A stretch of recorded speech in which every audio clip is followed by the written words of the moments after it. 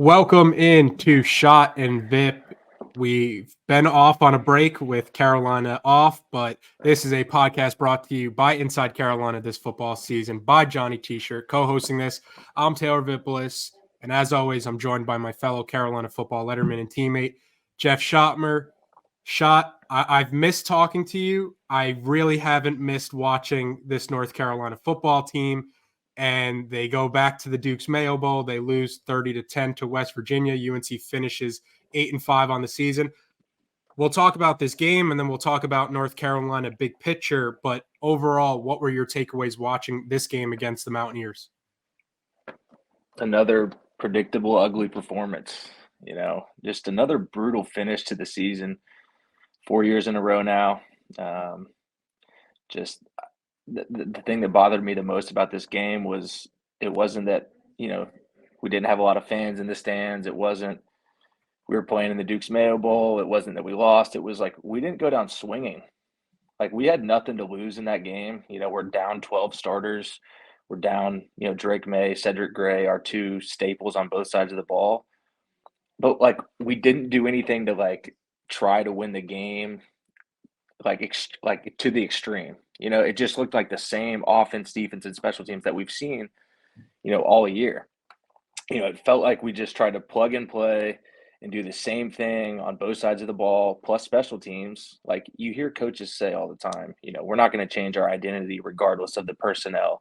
And I think that's so archaic.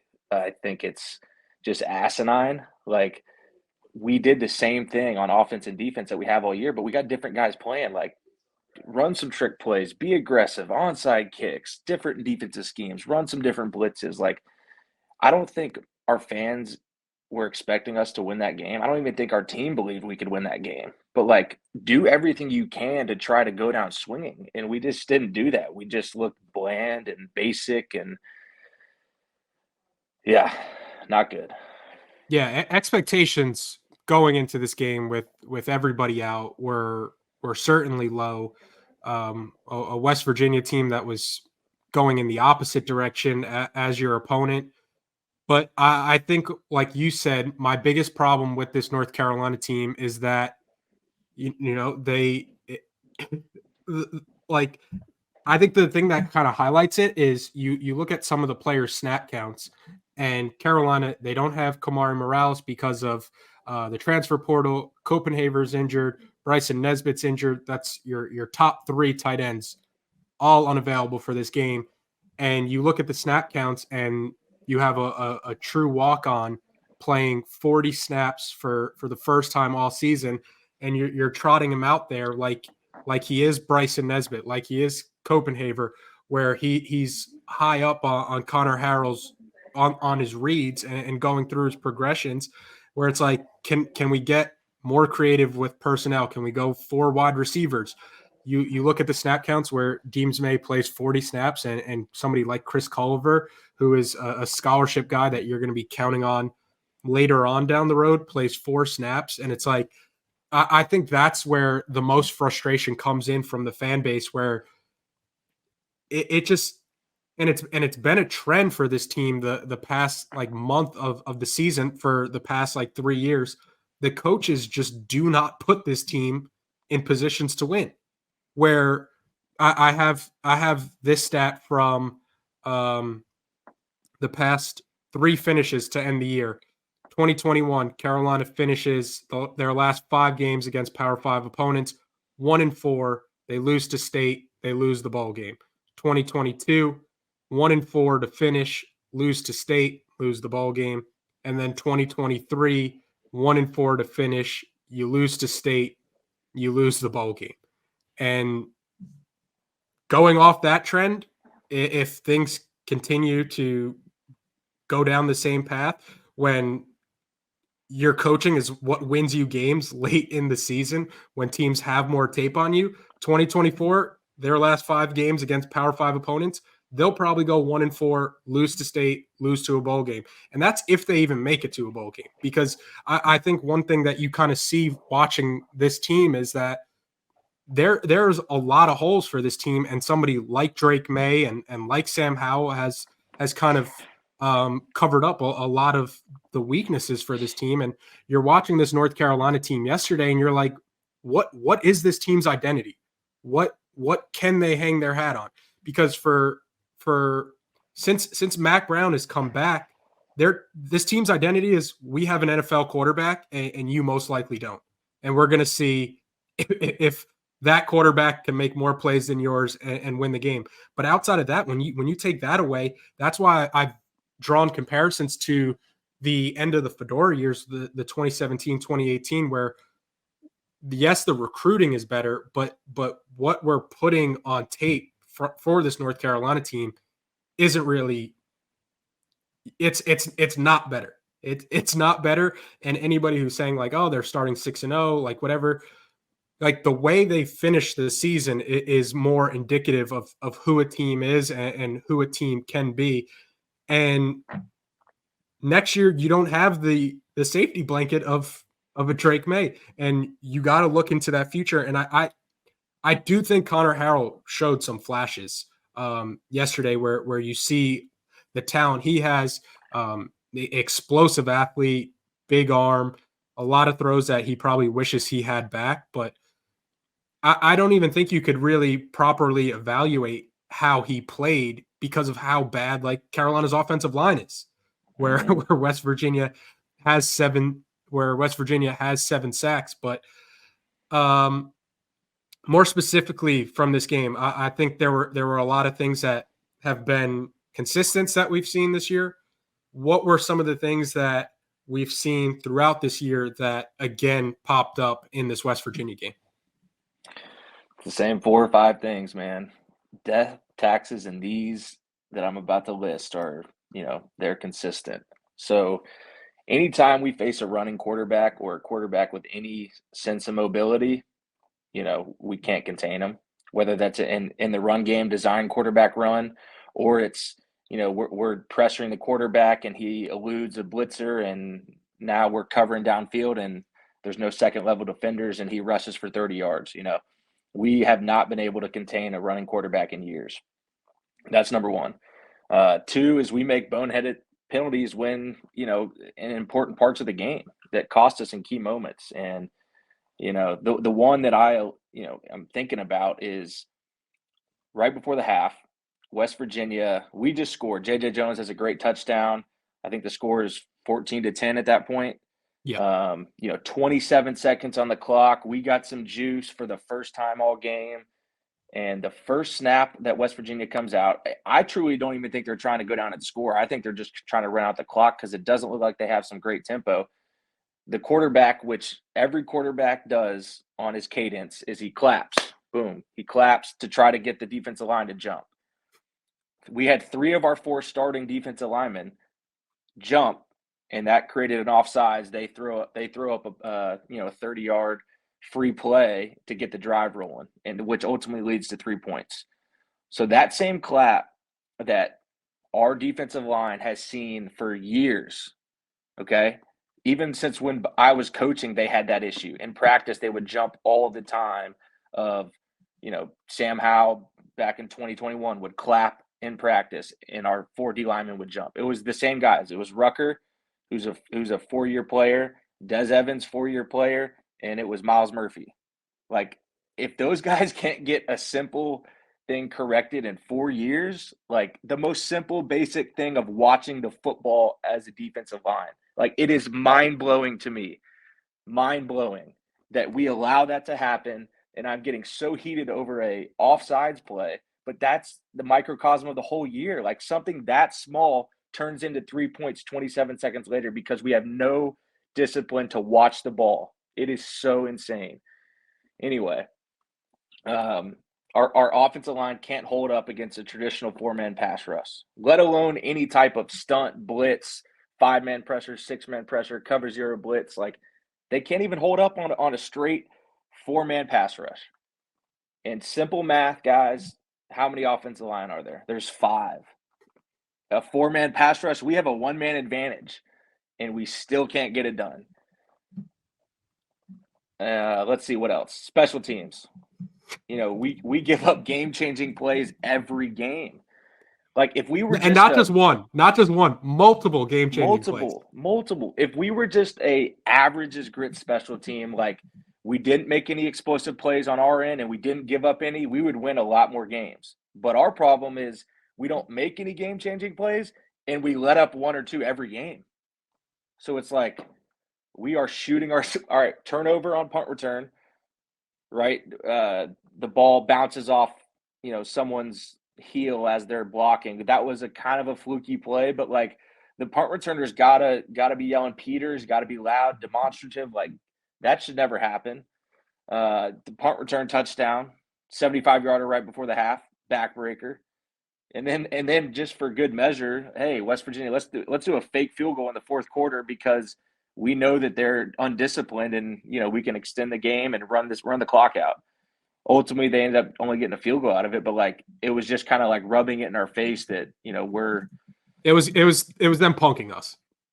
Yes, 100%. So those four things, can't contain a QB with mobility, boneheaded penalties, offensive line can't hold up, special teams trash. I think the mark of the culture of a football program is special teams. I mean, truly, like if you don't have good special teams, you don't have a good team. Name any top 15 team in the country, and I promise you, they're going to have good special teams.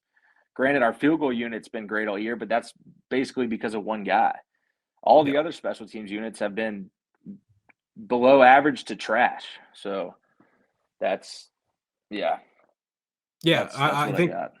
I think Noah Burnett, when you talk about anything that's redeeming on special teams, it's Noah Burnett and the field goal operation because the punting, I've never seen a team who one can't get a punt off as often as Carolina does, and two, when they do get a punt off, it looks like it's going like 30 yards. Like their net average was dead last in the ACC, and the punt where Bishop returns it for West Virginia is essentially just a line drive to him.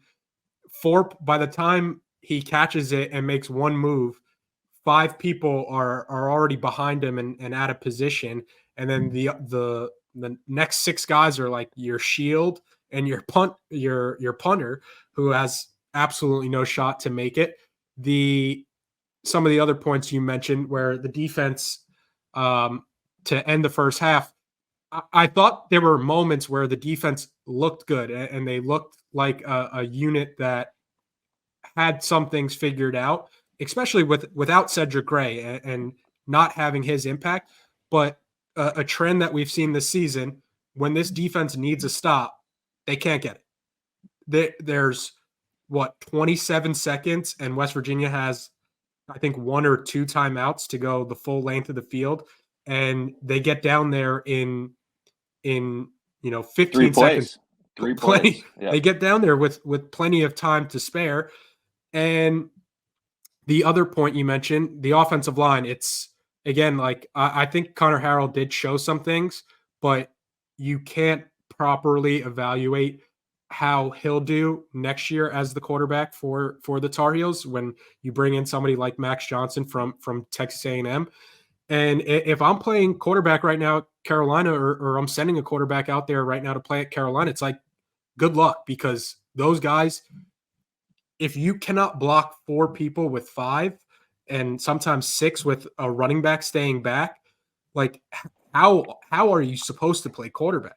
And when that quarterback isn't Drake May with NFL arm talent, when that quarterback isn't Sam Howell with NFL arm talent, like I think for North Carolina, we've kind of just gotten used to having one of the best quarterbacks in the country, which is not something that every team has. And I have this stat here from Greg Barnes on Twitter. UNC allowed 7 sacks against West Virginia, which gives it 37 sacks allowed on the season. The Tar Heels are the only program in the country to have allowed at least 34 sacks in each of the past 5 years. 2 offensive coordinators in that span, 3 offensive line coaches, where again, like It kind of goes back to This is what we the talked about a couple weeks ago. with the defense. Yeah, with the defense and all, like we've had multiple coaches over max tenure, and it's the same result. Like we're trying to try something new, but the end product stays the same. Yeah, that's why, like you could say, bring in a new offensive line coach. They did that multiple times. Bring in a new defensive coordinator. They have done that. Bring in, like, replace the quarterback coach, replace this coach, replace this coach. These are all things North Carolina has tried to do. And every year in December, it's a program that is looking for answers, and they try to find answers, and they don't have answers. And there's a certain part of the fan base where it's like 8 wins is good. 8 wins is not something North Carolina has had before. North Carolina also hasn't had generational talent at quarterback.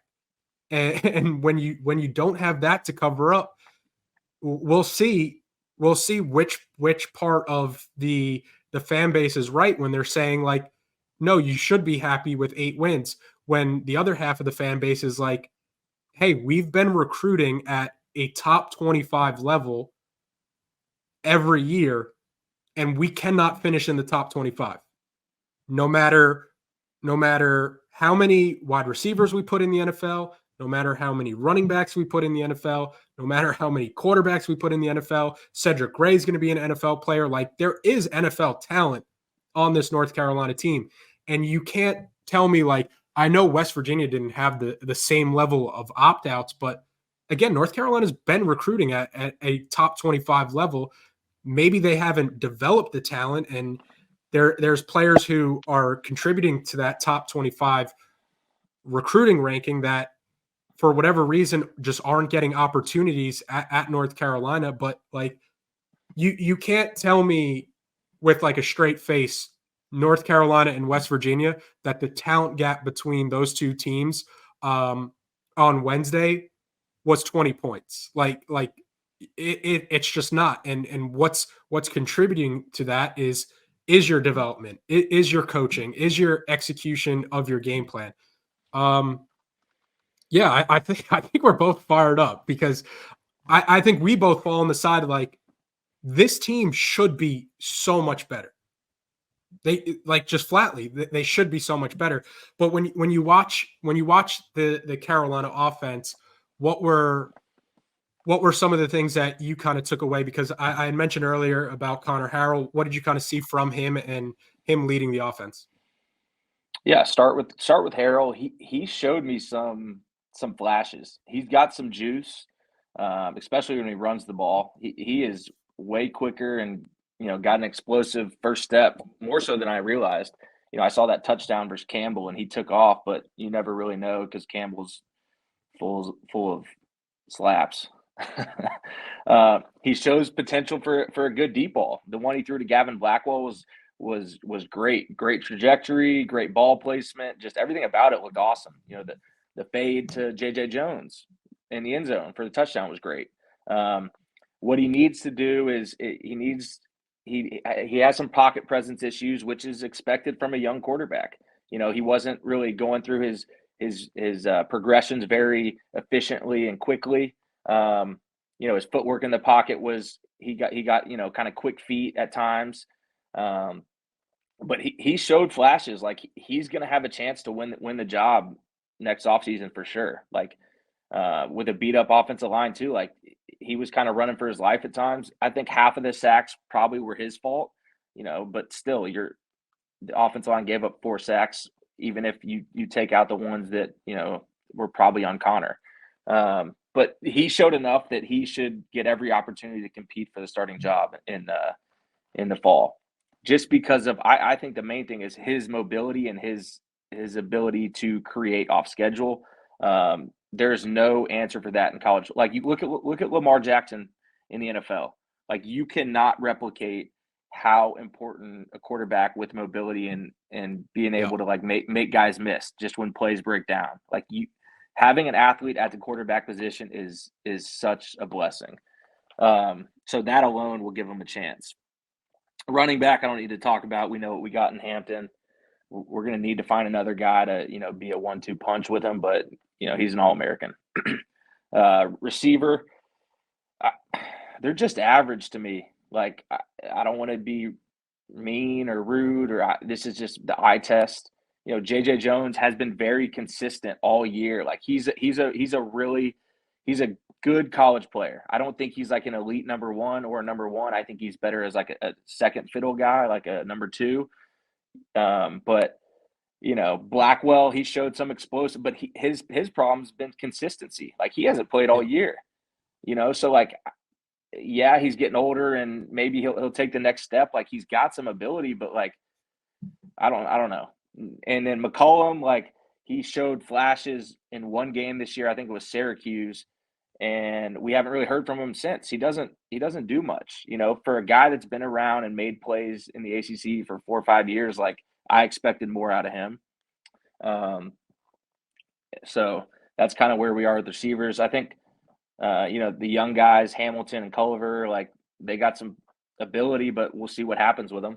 I think the biggest thing with Carolina's receivers is you kind of made this point, but they have a lot of 2s and 3s. They don't have the one that Tez Walker was. They don't have the one that somebody like De'Ami Brown was, or like a Mac Hollins or a Daz Newsome, where they're just missing that explosive player. They have a lot of like possession type guys and guys that you can count on sparingly, but you don't have that guy who could go for like 10 catches, 150 plus yards. Yep, agreed.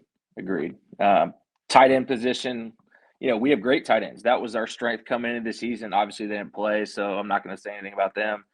O-line, we already talked about them. They don't consistently get pushed in the run game and give up a bunch of sacks. That's not a good recipe. So, yeah. I like going into the offseason, I don't know what truly fires you up about next season other than Hampton, Yeah. Other than that, I think it's a 6-6 at best supporting cast. Yeah, I completely agree. This felt like the year for Carolina to capitalize on a lot of the talent they had and talent at your most important positions.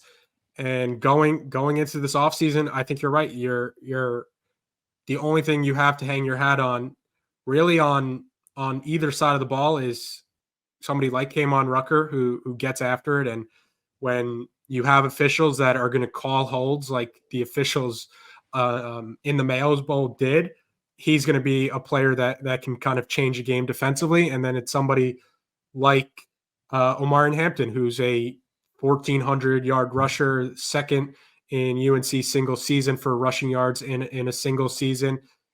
And if you can keep those players and you can continue to develop those players, those are at the very least building blocks for a good team, for a bowl team. But when you're looking at how many holes there are elsewhere, where mainly offensive and defensive line is where this team really struggles in the trenches, and which kind of takes me to the defensive side of the ball. Didn't see enough plays made on defense, even though there were some moments where the defense did make a few stops here and there, but kind of starting right off the bat with that first play that goes for 75 yards. I don't think any Tar Heel fan watching was surprised when you get that from your defense. Yeah, I mean, if you look at the stats, we gave up 30 points, but technically only 23 because the special teams gave up 7. Okay. We gave up 300 and something yards. Like, if you would have told me pre-game that we give up 23 points and, under 400 yards, I would be pretty pleased, just due to the fact that the last time I saw them perform was NC State, and that was as bad as you could play. Yeah. Yeah. So, we did make some plays. So the thing that bothered me is the first play of the game, it was a basic play action pass cross country route. I have not watched one snap of West Virginia play all year, but I am certain that is one of their go-to plays. granted, we may not have thought that it was going to be run on the first play of the game, but look, they show some tendencies. They motion guys in to condense the formation, like all the stuff that triggers my brain into like, okay, here's what's coming. They showed it. And if I'm just a fan watching this on the couch, like I'm sure we practiced that same play 20 times in bowl practice. So whether it's, the coaches not being able to get it across to our players executing, like that's bad. It's bad ball to score on the first play of the game. But we did bounce back and, played some decent ball throughout the first half. D-line, I wanted to see more out of them. Rucker made a few plays. Murphy didn't do anything. Dez didn't really do anything. Hester, those guys didn't stand out. So Amari Campbell, he had a couple splash plays. He showed some flashes. He kind of was up and down though. But look, he young guy in his first career start. Like I think we got a pretty good player there. Obviously, power returns. DBs, same old. Obviously, we get burned in the first play of the game.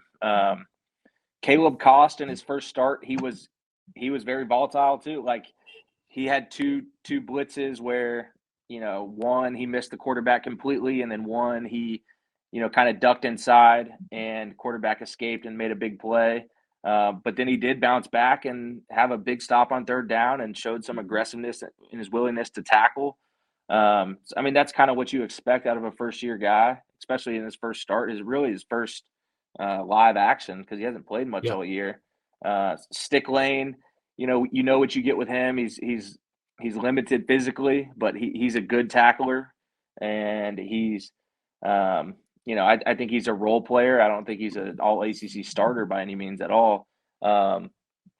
Corners, Marcus Allen shows some flashes again, but just overall, like, and leading into next year, like I think it's very similar to the offense. Like you have a couple really good players, and then the rest of the crew is just like 6 and 6 level, 5 and 7 level talent. I think, or what they've shown. Obviously, I'd love them to develop, but I don't see tons of pieces that you get truly really excited about that you're like, whew, we're going to be significantly better, Yeah, 11 starters played over 30 snaps on defense. Any guess who had the highest grade out of those 11 players defensively? Rucker? Close. Caleb Cost. Nice. In his first extended action, his grade was a 76.2. Pretty good grade. He had some flashes, and I think that. Who was number 2? It was Power Eccles. Okay. But I think that's kind of been another problem with this North Carolina team where Caleb Cost has to play, and he goes out there and he's going to have ups, he's going to have downs, but he's out there learning and making effort plays and flashing here and there. It's like, how hasn't he had an opportunity to play before? Because what it feels like is this North Carolina team struggles to finish, and then you look at the snap counts and everybody's like 50, 50, 50, 50, 60, 60, 60, 70, and you're like, all these guys are just playing so much, and then people come in, the Bo Atkinsons, the Caleb Cost, the Marcus Allen last year, where now he's the starter, Campbell at linebacker, where it's like, why is everybody on this North Carolina defense a defense that's trending back towards those 100 rankings that we saw last year? Why is everybody's snap count in the 70s, the 80s, the 90s when they're not only not producing, but it feels like they're hurting the defense? And then you do have guys who come in and show like what they can do in a limited role and be able to hold their own, and not in a sense of like Caleb Cost should be starting for the rest of eternity, but like can he find 5 snaps? Can he find 10 snaps here? 15 snaps here? Or one of the things that we kind of talked about in previous podcasts, where if you have somebody with a penalty, to just take them out for a second and be like, hey, just go on the sideline, kind of compose yourself, figure out like what you did and why you did it. And it's also you're seeing North Carolina lose people to the transfer portal in this new era of college football because they're not playing. And everybody goes to college football because they want to play. And if you're at a Question for school, you. Did what's that? Travis Shaw play last night? 6 snaps. And Bo Atkinson played 7 snaps. That's tremendous. And it's like, Love it. if I'm going to North Carolina, or if I'm going to any school in the country, and I'm looking at the linebackers, and your linebackers are playing 97 and 95% of the snaps, and the next year when one of those guys moves on, they're playing the next guy is now playing 97% of snaps, and the next guy's playing 95% of snaps.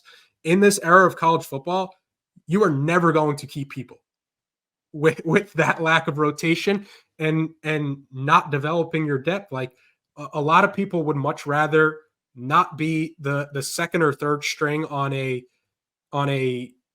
500 ACC team. They would much rather go down a level and try to be the guy at like one of these group of 5 schools, or a school that is going to at least display their talent, because you're not getting to the NFL. This isn't the USC backup quarterbacks in the early 2000s where they're getting drafted being like Matt Leinert's backup. Like you have to be able to put film on tape to make it to the next level, and everybody's going to college to try to make it to the next level. You can be the starting defensive tackle at Bowling Green and go first round in 2023, 2024. You can be the starting cornerback for Toledo and go first round. It doesn't matter. Yeah. You don't have to go to USC, Georgia, Texas. Like, they're going to find you. There's enough scouts out there, exposure, social media. We got access to everything that we're getting off track. And it's not even like you have to be like in a regular rotation player at a school like North Carolina. It's just like, do the coaches show that they believe in me? Do the coaches show that they trust me? Do the coaches show that I have a future here? And when you're playing people 95% of snaps and you're not rotating and you're not developing depth, like why would you just hang around just to be a part of a team? But we will talk about big picture for this North Carolina team further. But let me take a quick break to remind everybody about Johnny T-Shirt. If you didn't get Johnny T-Shirt, something from Johnny T-Shirt for Christmas, it's not too late. Get that person in your life the Carolina apparel they could want now that basketball season is in full swing. At Johnny T-Shirt, they have everything you could possibly want. The T-shirts, the jerseys, the hats, you name it, they've got it. They've got the cold weather gear as we get into the new year. If you're going to be on Franklin Street, visit them. If you're not, you could go online at johnnytshirt.com. It's great people, great customer service. And don't forget, Inside Carolina premium subscribers save 10% off their orders. We've done a lot talking big picture and not just this West Virginia game, but where are you at with this program, looking at it a step back just from the Duke's Mayo Bowl?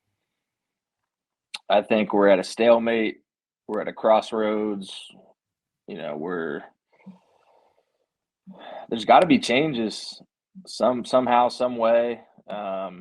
I think we talked a bunch about it after, I think, either the Clemson podcast or the NC State one. It's just, we're stale right now. A couple years ago, we were the hot thing and exciting. We were recruiting really well, and we had some on the field success to back it up. Right now, we're coming off of an 8-5 season. We don't have the top 15 recruiting class that we once had. We don't have the generational quarterback in our stable. I I think this offseason will have less juice than, any offseason I can remember back to maybe 2017, 2018. Like, Yeah. I don't see much excitement, if any, like for next year. Like, I think our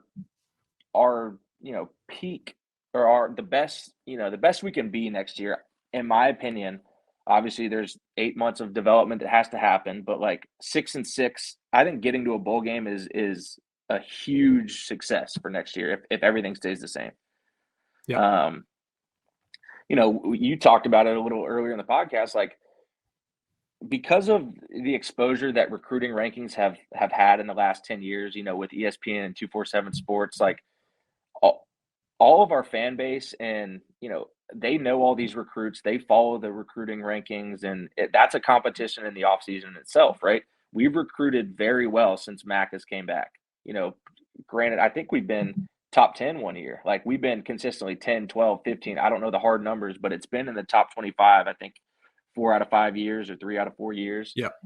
And our end of the season results and our on the field success does not correlate with our rankings. And you mentioned that earlier in the podcast, but the other thing, like, we've been ranked in the top 15 at some point in the season the last 3 seasons, and we have not finished in the top 25 in any of those seasons. Insane. Shot, Like, before you continue, just a reminder, at some point this season, North Carolina was ranked ahead of Alabama. ahead of Alabama. I was at that game. I mean, I was drinking the Kool-Aid, like, but I was watching with my own eyes. Like, we're 10-0. We beat Miami, or not 10-0, 6-0, top 10 in the country. Beat Miami. We're rolling. We got some players, like, and then we just like the thing, I guess, that bothers me about Coach Brown is, like, he changes his expectation of the season as the season goes along. Yeah. Like, preseason, he's like, ACC champions, sneak into the playoff. Here we are. Mid-season, it's like, and then after the last game, it's like, oh, we're at 8 wins. It's hard to win 8 here. Like, bro, a couple weeks ago, you just said we're trying to win the national championship. We're trying to win the ACC. Like, we can't change our expectations. As fans, we can do it, and I think we can do it on the other end in terms of, like, if we have low expectations going into the season, and our team starts, like what happened in 2022. We had low expectations or not great expectations going into the season, and our team starts winning and showing flashes. So, like, we change our expectations. Like, our team should win or compete in the ACC championship. But for our head coach to do it, I don't think that ain't it. Yeah. Here's what I truly think UNC can become and what they are. I don't think UNC will ever be Georgia, Bama, Texas, Ohio State, etc. I think what we are is a consistent, our average year should be 7-5. I think we can sneak above that 8-4, 9-3, 9-3. And then once every 4 years, I think, just based off recruits and coaching and the talent that we get in a recruiting class, I think, like, once every 4 years, we should be able to, in the current state of college football with the current ACC, I think once every 4 years, we should be 11-1 and expecting to win the ACC championship. I don't think it's realistic that we can compete every year for the ACC championship. I just don't. And we've never shown we could do that. But I do think at bare minimum, we should be 7-5 every year, 8-4, 9-3, 10-2, 10-2, maybe back again. And then we have that one season once every 3 or 4 years where we are expected or competing for the ACC championship, and then maybe take it another level. But for us to consistently be, 10-win team, I don't believe it. But people might disagree with me, but we haven't shown it in our history of our program. So, I don't want to say accept mediocrity. Like, that's not what I'm saying. I just, like, I'm not telling the fans to change their expectations on Carolina football. I think that's what UNC is. So, Yeah, Yeah. that's And I think part of the problem is, yes, this team finished 8-5, and 8 wins isn't like something that has happened with regularity at Carolina. It's the way that they stumbled into the 8 wins, and their body is just getting dragged across the finish line in humiliating fashion time and time again, where they start 6-0 and they finish 2-5 to close the season, and one of those wins was against the Campbell Camels, who right now on one limp knee, I think I could go out there and drag you to a win against Campbell. But yeah, I think I also have a problem with, like you said, with Mac Brown changing the expectations as the year goes on, because like you, I was super high when this team was 6-0, because you have the best quarterback in college football. You have a dynamic number one receiver in Tez Walker. You have one of the best running backs in the country in Omar Hampton. You have a defense that doesn't have to be great, but has enough talent in your recruiting rankings to be like, oh, they've been recruiting at a top 25 level. Like, maybe this is the year they finally put it together. And even though I was as high as people could get on this team after those first 6 wins, the second they started showing cracks in the Virginia game and the Georgia Tech game, you could clearly tell, like, okay, this really wasn't a 6-0 top 10 football team, and they're a lot closer to being this unranked team than they are being this national contender. And you go into the season where they're saying like 9 wins isn't enough anymore. Like, this is a team that should win 10 wins. You have Drake May, you have all the skill positions I mentioned, and there was talk of ACC championship, sneaking into the playoff. And then when they hit their first sign of adversity, you have the coach saying, oh, well, this is also a fan base that hasn't really won that much, so like they should be happy with like an 8-9 win season, where it's like there just doesn't feel like there's like any accountability there. There doesn't feel like any like self-reflection to be like, oh, it's the coaches. We're putting these players in bad positions, because how many teams in the country would kill to have Omar and Hampton in their backfield? How many teams in the country would kill to have Cedric Ray leading their defense, or Drake May at quarterback? There's about, if there's 130 FBS teams, 125 at least would trade their quarterback today to have Drake May tomorrow. And it's like, it's just like a changing of the goalpost. And I think this team has shown, this team has reflected its head coach, where adversity hits and they don't know how to handle it. And when that's things what get you see. hard, we When the we go going into gets a tough, shell. We go into when a the going shell. gets tough, Carolina gets going. And Yep. that's the MO. And you see it where this West Virginia team punks them with fake field goals. This NC State team punks them with their post locker room antics, and having just no respect for the North Carolina program, where it's like, why should an NC State team that's beaten you the past 3 years, and when they hit you in the mouth, you retreat, or when adversity hits and you retreat? Like, these are the same things we say about Miami. Like, Miami is a front running program. You put them in some adversity and they'll fold. Like, this North Carolina team was a top 10, top 15 team this season, and now we're sitting here talking about them finishing the year 1-5 against Power 5 opponents, and it's just disheartening. And really, what I think, where it highlights it, is the lack of interest going into the next season that you kind of talked about, where you really don't have anything to hang your hat on. A lot of people are looking at this team, and maybe the schedule is easy. You really don't know if the schedule is easy in the transfer portal era, and really just college football in general, before you kick games off. But like, there's nothing to get excited about. And like, the message it sends about the program, that Carolina plays this Duke's Mayo Bowl in Charlotte, practically in UNC's backyard, and it looks like a West Virginia home game because the care from the fan base has just been beaten out of the fan base, where that level of apathy is kicking in to where fans are saying, why should I spend $150 on game tickets? Why should I spend $300 on a hotel to see this team? Where my counter would be the players who are putting in the work every day deserve support. They deserve. I remember what it was like being in that locker room when we're not winning and people aren't going to the games.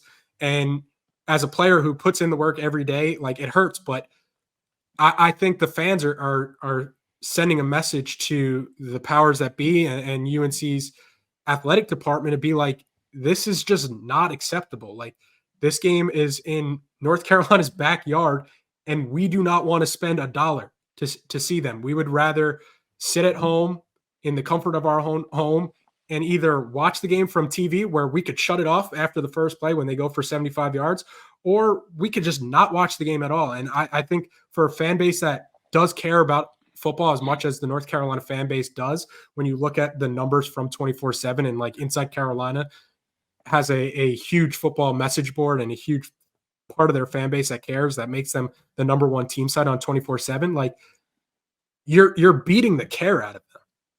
Yeah, I think it's less. Look, obviously, losing is terrible. I think it's less about the actual loss and more about how we're losing.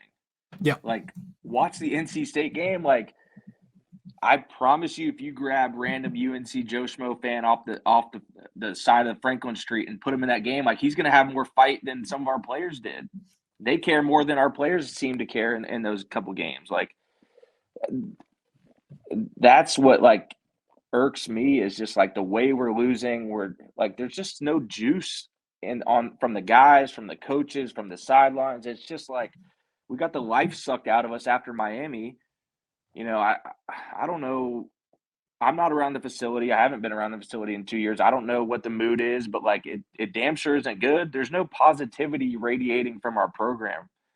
And once you go stale, once you go flat, especially in this era of college football, like, changes have to be made. Yep. I'm not calling for anyone's head. Like, that's not my job. But every coach has an expiration date. And we talked about this a couple of podcasts ago. That's the beauty of the game. It's showbiz. It's production. You have to produce, like, you have to produce to earn your keep, to earn your salary, to earn your position, earn your right to be, the guy. And it's at every level of the football program. It's recruiting, it's the players, it's the coaches, it's the strength staff, it's the nutrition staff. You have to bring it every day. And you are judged. They don't care if you're a nice person or what. All they care about is if you produce and if you win. That's all that matters at the end of the day. Look at Bill Belichick. He's the greatest NFL coach arguably of all time, and people are calling for his head. If people can come after him, like, then no one's safe. I guess Saban's is the one defying all odds, but, like, look, every coach has an expiration date. Like, I think we all got to look ourselves in the mirror and see, what's truly best for ourselves, and not only for ourselves, but like the program in general, the direction of the program, the players, the coaches. So,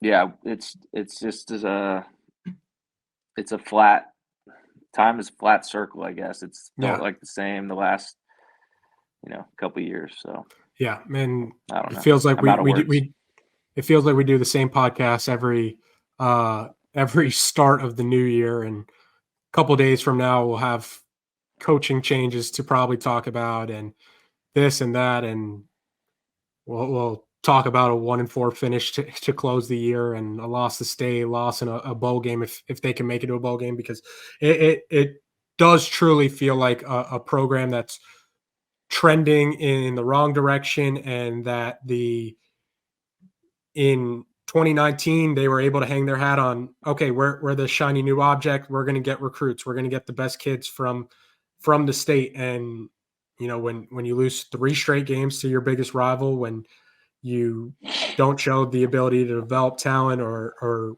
build depth or look like a program that fights when adversity hits, you're not going to be able to keep hanging your hat on top 25 recruiting classes, no matter what team you are.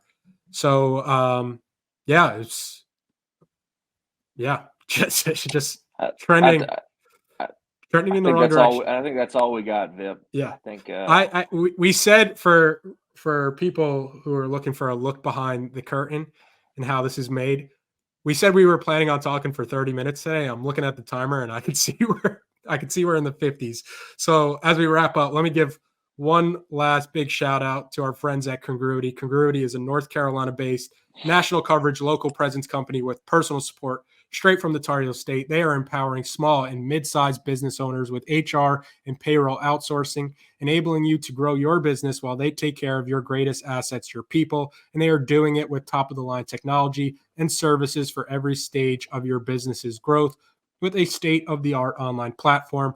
And Congruity is obsessed with customer service. They become part of your team. They do the heavy lifting, providing essential admin support with a single point of contact and support available on demand with services that are tailor-made, transforming your organization. Congruity has helped hundreds of businesses improve and enhance their day-to-day lives. Level up your HR capabilities, save money, unlock game-changing growth. Visit congruityhr.com/Tar Heels to learn more about Congruity. Fill out a quick form to be connected to their consultants, and they'll give Inside Carolina listeners and viewers a payroll and HR assessment for free. That's congruityhr.com/Tar Heels. Shotman, appreciate the time this football season. Appreciate everybody watching and listening. And that's it. That's any closing remarks, Jeff? I don't know where my podcasting future goes. I want to say it's been a fun 2-year run. If this is, my retirement party, but I don't know if I can keep doing this. I love UNC with all my heart, but it's hard to talk about them sometimes. Vip, you've been great. It's been a pleasure to talk after every game. More so, it was more pleasurable early in the year, but the first half. I really appreciate all the listeners and hearing the feedback from you guys. I'm still going to be around. I haven't committed to next year. We'll see, but you're in the portal. I might go in the podcast portal. I might be the first one. So thanks guys, and Happy New Year to everyone. Hope everyone had a good Christmas.